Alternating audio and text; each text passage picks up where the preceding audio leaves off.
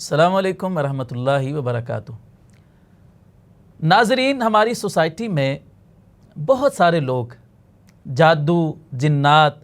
آسیب، نظر بد اور اس جیسی بہت ساری چیزوں کو لے کر ہمیں پریشان دکھائی دیتے ہیں۔ ایسے میں لوگ رخ کرتے ہیں ایسے عاملین کا، ایسے بابوں کا، جو نہ صرف یہ کہ ان کا ایمان برباد کرتے ہیں بلکہ ان کی پریشانی بھی دور نہیں ہوتی ہے۔ تو ایسے میں ضرورت ہے اس بات کی کہ ہم کتاب و سنت کی روشنی میں جادو کے حوالے سے، جنات اور آسیب کے حوالے سے صحیح معلومات حاصل کریں، اور کتاب و سنت جادو کے علاج کے سلسلے میں جو ہماری رہنمائی کرتا ہے اس کی ہم آگاہی حاصل کریں۔ تو اسی حوالے سے نہت اسٹوڈیو پر ہم ایک نئے سلسلے کا آغاز کرنے جا رہے ہیں، جس میں ہمارے ساتھ اسٹوڈیو میں موجود ہوں گے محترم جناب مولانا عبد الرحمن زاہد صاحب، جو کہ عرصہ دراز سے کتاب و سنت کی روشنی میں روحانی علاج کر رہے ہیں۔ تو آج محترم ہمارے ساتھ اسٹوڈیو میں موجود ہیں، تو میں شیخ صاحب کو خوش آمدید کہتا ہوں۔ السلام علیکم ورحمۃ اللہ وبرکاتہ۔ وعلیکم السلام ورحمۃ اللہ وبرکاتہ۔ جی شیخ، آپ کیسے ہیں؟ الحمدللہ، آپ سنائیے گا؟ خیر وفیت؟ جی الحمدللہ۔ شیخ، آپ عرصے سے ماشاءاللہ روحانی علاج قرآن و حدیث کے بتائے ہوئے طریقے کے مطابق کر رہے ہیں، جی، اس کے حوالے سے یقیناً آپ کو معلومات بھی ہیں، تو آپ ہمارے ناظرین کو اس حوالے سے کتاب و سنت کی روشنی میں ضرور آگاہی فرمائیے گا۔ تو میں اس حوالے سے آپ سے کچھ سوال کرنا چاہوں گا تاکہ عوام کو اس سے فائدہ ہو۔ تو سب سے پہلے تو یہ آپ بتائیے گا کہ یہ جادو جو ہے اس کی حقیقت کیا ہے، کیونکہ بہت سارے لوگ ایسے ہیں معاشرے میں کہ جو جادو کو تسلیم کرنے سے ہی انکاری ہیں۔ صحیح بات۔ وہ کہتے ہیں کہ جادو جو ہے یہ کچھ نہیں ہوتا ہے، یہ لوگوں کی بنائی ہوئی باتیں ہیں۔ بسم اللہ الرحمن الرحیم۔ محترم، گزارش یہ ہے کہ حقیقتاً جادو جو ہے یہ عام فہم ہمارا اردو کا لفظ ہے، اور اس کے لیے عربی میں لفظ سحر استعمال کیا گیا ہے۔ سحر کے جو لغوی معنی ہیں وہ ہے حقیقت سے ہٹ کر اس کی اشاعت کرنا یا اس کو واضح کرنا، اور ہیلے بہانے، دھوکہ دہی اور لوگوں کو پریشان مزید کر دینا، جبکہ اس کی حقیقت جو ہے وہ یہی ہے کہ یہ ایک ایسا عمل ہے جو جادوگر اپنے چند الفاظ اور چند ایسی عادات اختیار کر کے لوگوں کو پزل کرتے ہیں، پریشان کرتے ہیں، اور پھر وہ اپنی کمائی کا، اپنی دکانداری کا دھندا جاری کر لیتے ہیں۔ اس میں نہ تو ان کو اپنا ہی خیال ہوتا ہے اور نہ ہی اس کو مد مقابل اپنے آنے والے مریض کا خیال ہوتا ہے، کیونکہ اس کی کوشش یہی ہوتی ہے کہ میں اس کو ہر طرح سے مالی طور پر بھی اور ذہنی طور پر بھی اتنا پزل کر دوں کہ یہ ہمارا ہی چکر لگاتا رہے، جبکہ اس کی حقیقت اس کے برعکس ہے کہ صورتحال اس کی اس طرح سمجھ لیں کہ جب یہ حقیقتاً جادو جو ہے یہ چند ایسے عمل کہ جو انسان پر اثر انداز ہوتے ہیں، جیسا کہ جناب موسیٰ علیہ السلام کا واقعہ آپ کے سامنے موجود ہے قرآن مجید فرقان حمید میں، کہ انہوں نے جب جادوگروں نے اپنی رسی پھینکی تھی تو وہ ایک لوگوں کے آنکھوں پر سحر کر دیا گیا، یعنی جادو کر دیا گیا۔ اصل حقیقت تو وہ رسیاں ہی تھیں،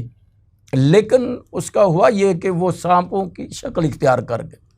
تو اب نبی موسیٰ کلیم اللہ نے بھی وہ اللہ کے حکم سے اپنا عصا پھینکا، اور وہ بھی ان کے برعکس اللہ ذوالجلال کی قدرت کاملہ سے وہ ایسی حقیقت بنی کہ وہ سانپ اژدہا کی شکل اختیار کر کے ان کی ساری کی ساری وہ رسیوں کو نگل گیا۔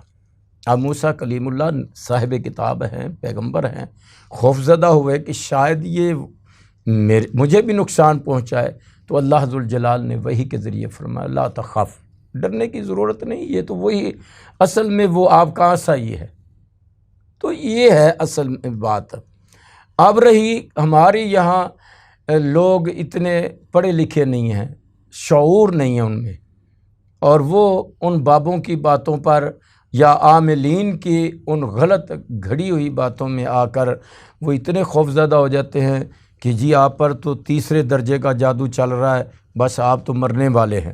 آپ پر تو یہ آخری گھڑیاں ہیں، اب آپ آ گئے، چلو میں کوشش کر۔ تو اس انداز سے لوگوں کو گمراہ کیا جاتا ہے، جبکہ ہمیں اس کی حقیقت کی طرف آنا چاہیے کہ حقیقت وہی ہے کہ یہ صرف کچھ ایسے منتر کیے جاتے ہیں جس کی بنا پر لوگ خوف زدہ ہو رہے ہیں، اور وہ جی مجھ پر جادو ہو گیا، کسی کو چوٹ لگ گئی تو وہ کہتا ہے جی مجھے کسی نے جادو کر دیا، کام چل رہا ہے وہ رک گیا ہے، کاروباری معاملات میں جی ہم پر کسی نے جادو کر دیا ہے۔ کچھ لوگ ایسے ہیں کہ وہ آتے ہیں اور دیکھتے ہیں او بھئی میں تجھے دیکھ رہا ہوں آپ پریشان ہیں، وہ پریشان تو یہاں ہر کوئی آدمی ہے، اب وہ اس کا ذہن تو پہلے ہی بنا ہوا ہوتا ہے، وہ کہہ دیتے ہیں بابا جی کیا ہوا مجھے، اجی تیرے کاروبار میں کمی آئی ہے نا، ہاں ہاں بابا جی آئی ہے، یہ ایسے ہو رہا ہے، آپ کے گھر میں پریشان ہے، بچے لڑتے ہیں جھگڑتے ہیں، جہاں بچے ہیں، جہاں خواتین ہیں، جہاں فیملی جوائنٹ فیملی ہے، تو وہاں تو کچھ نہ کچھ تو ہونا ہے نا، بس اس چیز کو لے کر اسے یقین ہو جاتا ہے کہ مجھے جادو ہوا۔ جشیا صاحب آپ نے فرمایا کہ حقیقت میں جادو کسی پر نہیں ہوا ہوتا ہے، لیکن یہ عاملین ہمارے اس کو زبردستی اس کو جادو قرار دیتے ہیں۔ جی ہاں، یعنی ہوتی پریشانی کاروباری پریشانی ہے، کوئی گھریلو پریشانی ہے، تو اس کو وہ بلا وجہ جادو کی طرف گھسیٹتے ہیں اپنی دکانداری چمکانے کے لیے۔ تو پھر آپ براہ کرم یہ بتائیے گا کہ ہمیں کیسے پتہ چلے گا، آخر کوئی علامات تو ہوں گی کہ جن کے ذریعے سے ایک پریشان شخص ان پر علامات کو سامنے رکھ کر یہ اندازہ لگا سکے کہ واقعی مجھ پر جادو ہوا ہے، یا یہ کوئی اور معاملہ ہے، کوئی بیماری ہے، یا کوئی اور معاملہ چل رہا ہے۔ اس کی علامتوں کے بارے میں ذرا براہ کرم رہنمائی فرمائیے گا۔ یہ کوئی شیخ صاحب بات یہ ہے کہ اس کی علامات جو ہیں، جیسے بخار ہو گیا، نزلہ زکام ہو گیا، یہ اپنی طور پر جسمانی بیماریاں، ایسے روحانی بیماری کی طرف اگر آپ آتے ہیں تو اس کا یہ ہوتا ہے کہ انسان بے چین رہتا ہے، اس کی روح کو چین نہیں، مثلاً کہ وہ نماز پڑھ رہا ہے تو اس میں اس کا دل نہیں لگ رہا، کاروبار میں جاتا ہے، اپنی دکان پہ جاتا ہے تو وہاں فوراً جی کرتا ہے کہ میں یہاں سے کھڑا ہو جاؤں اور گھر چلا جاؤں یا کہیں اور چلا جاؤں، جو ہی وہ وہیں سے اٹھتا ہے اور باہر چلا جاتا ہے تو اس کو سکون محسوس ہونا شروع ہو جاتا ہے، گھر جاتا ہے تو بے چین پھر ہو جاتا ہے۔ تو یہ کچھ چند ایسی علامات ہے، جیسا کہ اس پر بوجھ ہونا، ذہنی طور پر، اعصابی طور پر کھچاؤ تناؤ، یہ اس کی کچھ علامات میں سے ہیں کہ جو ہم اس پر سوال کرتے ہیں سب سے پہلے کہ بھئی آپ کی نیند کیسی ہے، بے خوابی ہے، اس میں اس کو ساری رات کوئی جانور نظر آنا شروع ہو جاتا ہے، کوئی سانپ نظر آ گئے، کوئی بھینسیں نظر آ گئیں، کوئی اس طرح کی اور چیزیں، چھپکلیاں جی وہ مجھ پر گر رہی ہیں، یا میں بہت گہرا پانی سرخ رنگ کا گندا پانی نظر آتا ہے مجھے، یا میں سفر میں ہوں گر جاتا ہوں کسی چیز سے اونچائی سے نیچے کی طرف میں ایسے جب اس کی علامات سننے کے بعد تو اندازہ ہوتا ہے کہ اس پر جو ہے نا وہ ایک ایسا عمل کیا گیا ہے جو اس کو پریشان کرنے کے لیے کیا گیا ہے۔ اس کی حقیقت تو یہاں تک ہے کہ وہ اس پر اثر انداز جسم پر ہوتی ہے، جیسا کہ آپ کے سامنے رسول اللہ صلی اللہ علیہ وسلم کہ اماں جی فرماتی ہیں کہ کچھ ایسے کام ہوتے تھے کہ رسول اللہ صلی اللہ علیہ وسلم کرتے تو ہم کہتے یہ تو آپ نے پہلے کر لیا تھا، تو معلوم یہ ہوا کہ کچھ جادو کے اثرات تو انسان کے جسم پر اور اس کے اعصاب پر مرتب ضرور ہوتے ہیں۔ عام طور پر یہ کہا جاتا ہے کہ جادو جو ہے وہ ان لوگوں پر اثر انداز ہوتا ہے جو مطلب گناہ گار قسم کے لوگ ہوتے ہیں، نماز نہیں پڑھتے ہیں، ذکر اذکار کا اہتمام نہیں کرتے ہیں، تو ان پر جادو اثر انداز ہوتا ہے۔ لیکن ابھی آپ نے فرمایا کہ رسول اللہ صلی اللہ علیہ وسلم پر بھی جادو ہوا تھا، تو ان دونوں باتوں کو پھر ہم کیسے جوڑیں گے؟ آپ علیہ الصلاۃ والسلام تو دنیا میں سب سے بڑے متقی شخص تھے، اور آپ ذکر اذکار کا بھی بہت سارا اہتمام کیا کرتے تھے، اس کے باوجود آپ پر جادو ہو گیا؟ اس کی دو صورتیں ہیں، دو پہلو ہیں اس آپ کے سوال کے۔ نمبر ایک تو یہ ہے کہ جیسے آپ نے کہا کہ وہ نمازیں بھی پڑھتے ہیں، ذکر و اذکار بھی کرتے ہیں، تلاوت بھی کرتے ہیں، اس کے باوجود ان پر جادو۔ بات تو یہ ہے کہ جیسے ہماری بیماری ہے، بخار ہے، نزلہ زکام ہے، دوسری بیماریاں ہمیں لاحق ہو جاتی ہیں، ایسے یہ ایک روحانی بیماری ہے جو کہ اس پر اگر کسی نے شرارتاً جادو کیا، منتر پڑھا یا کر دیا ہے تو اس کو وہ لاحق ہو سکتا ہے، اس میں کوئی بعید نہیں، کیونکہ وہ سارے کام تو اللہ کے حکم سے ہونے ہیں۔ ہو سکتا ہے کہ اللہ ذوالجلال اس کو اس بیماری، روحانی بیماری میں بھی اس کی آزمائش اور امتحان لینا مقصود ہو، تو اس میں جو ہے نا وہ اثر انداز ہو سکتا ہے۔ نمبر دو، جیسا کہ رسول اکرم صلی اللہ علیہ وسلم کے بارے میں آپ نے فرمایا ہے، وہ نبی اکرم جناب محمد رسول اللہ صلی اللہ علیہ وسلم پر یہ جادو اس وقت ہوا جب آپ مدینہ طیبہ میں تشریف لائے۔ ایک حسد اور بغض کی بنا پر لبید بن عاصم نے رسول اللہ صلی اللہ علیہ وسلم پر جادو کیا، اور وہ اس کے اثر انداز آپ پر ہوئے ہیں، اثر ہوا ہے۔ لیکن رسول اللہ صلی اللہ علیہ وسلم فرماتے ہیں کہ جب مجھے آگاہ کیا گیا اور پھر وہ کنویں سے نکالا گیا، نکالنے کے بعد وہ آخری دونوں معوذتین نازل ہوئی تو میں نے پڑھی، تو اب ایسے ہوا جیسے بہت سارا وزن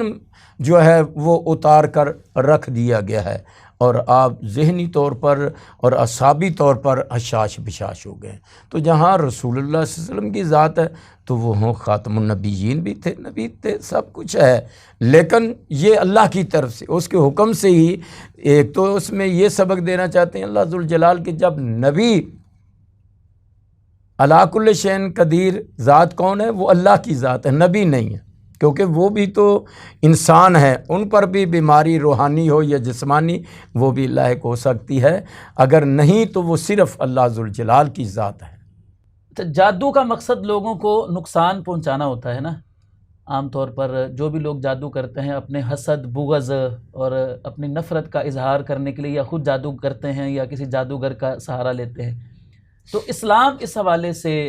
کیا ہماری رہنمائی کرتا ہے؟ کیا اسلام میں جادو کرنا، جادو کروانا یہ جائز ہے؟ محترم، بات یہ ہے کہ اسلام ہمیں جادو کرنے اور کروانے سے سختی سے روک رہا ہے، بلکہ یوں سمجھ لیں کہ حقیقت اس کی یہ ہے کہ جادو کرنے والا اور کروانے والا یہ دونوں سب سے پہلے تو سزا اس کو اسلام نے دی ہے کہ وہ جہنمی ہے۔ دوسرا یہ ہے کہ کبیرہ گناہ، جیسے اللہ کے ساتھ کسی کو شریک ٹھہرانا یہ کبیرہ گناہ ہے، ایسے ہی یہ جادو کرنا اور کروانا یہ بھی کبیرہ گناہ ہے۔ اس لیے اسلام نے ہمیں تعلیم دی ہے کہ اس سے بچا جائے۔ اب دوسری بات یہ ہے کہ کیا جادو کرنے والا جب کرتا ہے تو اس سے انسان کو جو مد مقابل ہے جس پر کیا گیا اس کو تکلیف دیتا ہے یا اس کو نقصان دیتا ہے، یا بعض کہتے ہیں کہ یہ بچوں کی بندش ہو گئی ہے، بیٹا نہیں ہوگا، اولاد نہیں ہوگی، میاں بیوی میں تفریق ہوگی، وہی اس کا جو ہے نا وہ ہم انکار نہیں کر سکتے۔ کیوں؟ اس لیے کہ جیسے دوسری بیماریاں میں نے پہلے بھی ذکر کیا ہے کہ بیماریاں ہیں نا، جیسے بخار ہے، نزلہ ہے، زکام ہے، دوسری مرضیں جتنی بھی آپ اس وقت کرونا کی وبا چل رہی ہے تو اس میں کچھ ایسے لوگ بھی ہیں محفوظ ہیں جن کو کوئی تکلیف نہیں، تو ایسے ہی یہ مرض بھی اس کی طرف سے اللہ کی اذن کے بغیر نہیں ہے۔ اس کے اذن کے بغیر تو کوئی پتھر بھی نہ ہل سکتا اور نہ گر سکتا درخت کی شاخ سے۔ تو ایسے ہی یہ اگر کرنے والا کرتا ہے تو وہ اس کی اللہ کے اذن سے اس کے جسم پر اثر انداز ہو سکتی ہے، اس میں انکار نہیں ہے ہمیں، اور وہ انکار کرنا بھی نہیں چاہیے کیونکہ بِإِذْنِ اللہ ہی ہے۔ اچھا، یہ جادوگر جو ہوتے ہیں جادو عام طور پر کیسے کرتے ہیں؟ کون سے طریقوں سے جادو جو ہے نا وہ کیا جاتا ہے؟ اگر اس کے بارے میں تھوڑی سی معلومات ہو جائیں تو انسان بسا اوقات خود اپنا علاج کر سکتا ہے۔ جہاں تک جادوگر کا ہے وہ ہے چند منتر اونٹے سیدھے، یعنی کہ وہ انہوں نے ادھر کے ادھر اور ادھر کے ادھر خلط ملط کر دینے۔ اور دوسرا یہ ہے کہ کس پر ہوتا ہے، بعض یہ جو ہوتے ہیں لوگ وہ جو ہے وہ کوئی مردے کی ہڈیاں منگوا لیتے ہیں کہ جی وہاں لے کے آؤ، کچھ لوگ کہتے ہیں کہ اونٹ کی جو ہڈی ہے اس پر جادو کیا جاتا ہے وہ لے آؤ، کچھ لوگ یہ جادوگر جو ہوتے ہیں یہ وہ صاحب کا جس پر جادو کرنا مقصود ہوتا ہے اس کا کوئی جسم کے بال اس کے منگوا لیے، یا اس کا کوئی کپڑا منگوا لیا، یا اس کے ناخن، یا اس کے پاؤں کی مٹی، اس طرح کی یہ جو ہے نا وہ چیزیں منگوا لیتے ہیں اور اس پر وہ پھر اپنا منتر پڑھتے ہیں۔ تو یہ منتر پڑھنے کے بعد جو ہے وہ اس کی دو صورتیں ہوتی ہیں، ایک تو وہ عمل ان کا بالمشافے اس مریض تک چیز کو پہنچانا، کو کھانے پینے والی چیز پہنچا دی تو اثر انداز ہو گیا، پھر یا کوئی پانی کہ وہ اس کے راستے پر جو ہے پھینک دیا جائے، یا اس کے گھر میں ڈال دیا جائے، یا کوئی ایسی چیزیں بنا کر دے دیتے ہیں کہ جو وہ اس کے تک پہنچا دی جائیں تو وہ اثر انداز ہو جاتی ہیں۔ بعض جو ہیں کہ وہ ان کے کلام اور الٹ پلٹ پڑھنے سے منتر کہ وہ ان پر اثر انداز ہو جاتا ہے بِإِذْنِ اللہ۔ اللہ کے حکم کے بغیر تو کچھ بھی نہیں ہوگا، لیکن بطور امتحان کے آزمائش کے اس کو وہ بیماری لاحق ہو سکتی ہے، اس میں کوئی شک نہیں۔ آپ نے ابھی فرمایا کہ جادو کرنا یہ کبیرہ گناہ ہے، جی، تو کسی پر جادو ہو گیا تو بعض اوقات یہ جو عاملین ہوتے ہیں یہ کہتے ہیں کہ جادو کا علاج بھی ہم جادو کے ذریعے سے ہی کریں گے، تو جب جادو کرنا حرام ہے، کبیرہ گناہ ہے، تو آپ یہ بتائیے گا کہ کیا جادو کا علاج جادو کے ذریعے کرنا، اس کی پھر شرعی حیثیت کیا ہوئی؟ اصل میں بات یہ ہے کہ گندگی کا علاج گندگی سے تو نہیں نہ ہوتا، اصل میں یہ ایک لوگوں کو گمراہ کرنے کے لیے، لوگوں سے مال بٹورنے کے لیے جی یہ بہت برا جادو ہو چکا ہے، ہم اس کا علاج بھی جادو سے کریں گے تاکہ کہیں یہ ذکر و اذکار یا قرآن مجید کے وہ وظائف یا حدیث مصطفیٰ میں رسول اکرم صلی اللہ علیہ وسلم کے مسنون اذکار کر کے کہیں یہ ہمارے چنگر سے نکل نہ جائے، بچ نہ جائے، اس کو گمراہ کرنے کے لیے وہ کہتے ہیں یہ کالے کا توڑ ہی کالا ہے، جبکہ کرنے والا اور کرانے والا دونوں، جیسے میں نے کہا کہ وہ جہنمی ہیں، کافر ہیں جب تک وہ سچی توبہ نہیں کرتے، کیونکہ جادو کی یہی، اور اس کا علاج جو ہے وہ ایسا نہیں بلکہ معوذتین جیسے رسول اکرم صلی اللہ علیہ وسلم پر ہوا۔ میں نے پہلے بتایا تھا ایک ٹنور میں کہ رسول اکرم صلی اللہ علیہ وسلم پر جادو ہوا تھا، تو اس کا جادو کے ذریعے جادو کا توڑ تو نہیں کیا گیا، بلکہ وہ اس کا تو قرآن سے کے ذریعے توڑ کیا گیا، معوذتین نازل ہوئی ہیں۔ پھر وہ اس کا جب ہمارے پاس رسول اللہ صلی اللہ علیہ وسلم کی سنت موجود ہے تو ہمیں ادھر ادھر جانے کی ضرورت نہیں ہے، وہ اذکار مسنون اذکار جو ہیں صبح و شام کے وہ کریں، اور اسی طرح جو ہے وہ ہم قرآن و حدیث سے رہنمائی حاصل کر کے اس کا علاج بذات خود کریں گے تو اس میں زیادہ مؤثر بھی رہے گا، اور اس میں دفاع اور اللہ تعالیٰ کی رحمت بھی شامل ہر ہوگی۔ اچھا، ایک اور بات یہ ہے کہ جب ہمارے معاشرے میں کسی پر جادو ہو جاتا ہے، وہ عامل کے پاس جاتے ہیں اپنا علاج کروانے کے لیے، تو ان سے جا کر یہ پوچھتے ہیں سب سے پہلے کہ جادو کیا کس نے ہے، تو میں یہ پوچھنا چاہوں گا کہ کیا ایسے پتہ چل جاتا ہے کہ جادو کس نے کیا ہے؟ تو دوسری بات یہ کہ کیا یہ سوال کرنا بھی جائز ہے، یعنی عامل سے پوچھنا کہ مجھے یہ معلوم ہو جائے کہ جادو کس نے کیا ہے، یہ سوال اس کی کیا حیثیت ہے؟ دو چیزیں ہیں اس میں، ایک تو میں اپنے تجربات کی روشنی میں بتاؤں گا کہ ہمارے پاس بھی جب وہ آتے ہیں تو سب سے پہلے سوال یہی ہوتا ہے ان کا کہ جی ہم پر جادو ہو گیا ہے، ہمیں بتایا جائے کہ کس نے جادو کیا ہے۔ تو ہم یہ کہتے ہیں کہ بھئی بات یہ ہے، اس کا علم اللہ کی ذات کو ہے کہ وہ کس نے کیا ہے، یا کس انداز سے کیا ہے یا کتنا ہو گیا پر یا کتنا اثر انداز ہوا ہے، اس کا علم تو اللہ کی ذات کو ہے، ہم اس کے بارے میں آپ کو کچھ نہیں بتا سکتے۔ ایک تو صاف عامل، ہر عامل کو چاہیے یہی کہ اگر وہ صاف یہ بتلا دے کہ اس کا علم اللہ کی ذات کو ہے، اور اگر